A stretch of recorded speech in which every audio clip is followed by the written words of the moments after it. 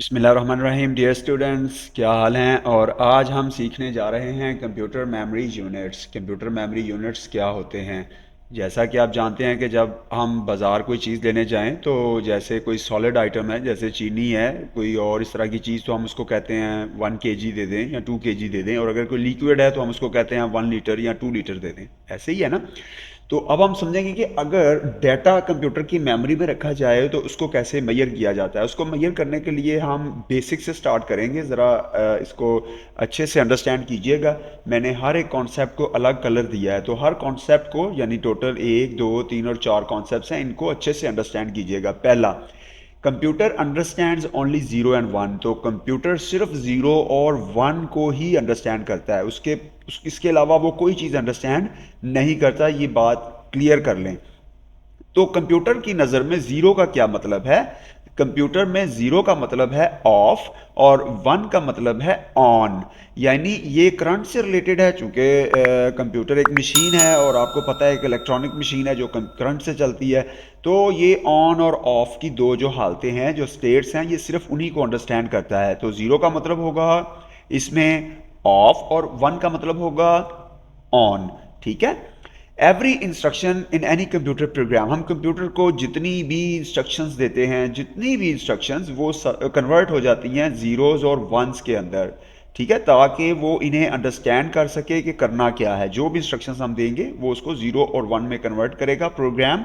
जिस प्रोग्राम में हम ये कंप्यूटर की इंस्ट्रक्शंस लिखेंगे, फिर वो प्रोग्राम जब उसको कन्वर्ट करेगा तो कंप्यूटर अंडरस्टैंड कर जाएगा कि अब मुझे क्या करना है। सिमिलरली जब हम अपने कंप्यूटर में कोई फाइल ओपन करते हैं तो वो जो फाइल है वो फाइल भी ज़ीरो और वन में कन्वर्ट होके मेमोरी में स्टोर होती है।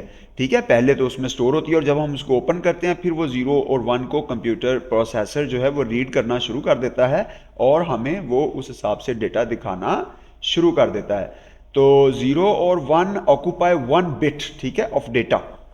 तो मेमोरी के अंदर जो डेटा ऑक्यूपाई करेगा, जो ऑक्यूपाई होगी, वो डिपेंड करेगा कि जो फाइल हमने कंप्यूटर में स्टोर करनी है उसके अंदर कितने ज़ीरोज़ और वंस हैं, जिससे हमें ये पता चलता है कि ये फ़ाइल जो है, जैसा कि आप जानते हैं, ये 1 MB की है, ये 2 MB की है, ये 10 MB की फ़ाइल है, ये 100 MB, 1 GB।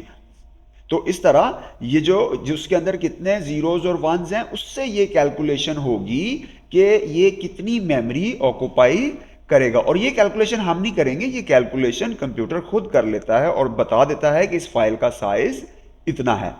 ठीक है। अब ज़रा इस टेबल के ऊपर गौर कीजिए। ये टेबल जो आपकी स्क्रीन पर है, इस टेबल में जो 1 बिट है that is equal to binary digit. और बाइनरी डिजिट क्या है? ज़ीरो और वन। ठीक है, या तो वो ज़ीरो होगा या वो वन होगा। तो जब ये जो 1 बिट है ये 4 बिट्स हो जाएं तो उसे हम एक निबल कहते हैं। निबल जो है ये हाफ बाइट के बराबर होता है। ठीक है।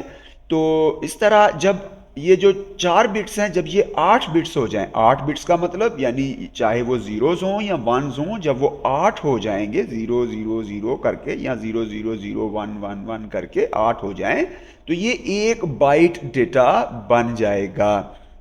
इसी तरह 1024 बाइट जब होंगी तो ये 1 किलोबाइट बन जाएगा। 1024 किलोबाइट, 1 मेगाबाइट जिसे हम एमबी कहते हैं, वो बन जाएगा। 1024 MB जो हैं वो 1 गीगाबाइट यानी जीबी बन जाएगा।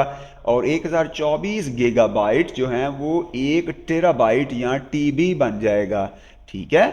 इसी तरह 1024 टेराबाइट 1 पेटाबाइट बन जाएगा, और 1024 पेटाबाइट 1 हेक्साबाइट बन जाएगा, और 1024 हेक्साबाइट 1 जीटाबाइट बन जाएगा। और इस तरह ये मेमोरी आगे चलती रहती है। मगर यहाँ तक आपको टेबल समझ आना चाहिए, अंडरस्टैंड आप करें इसको।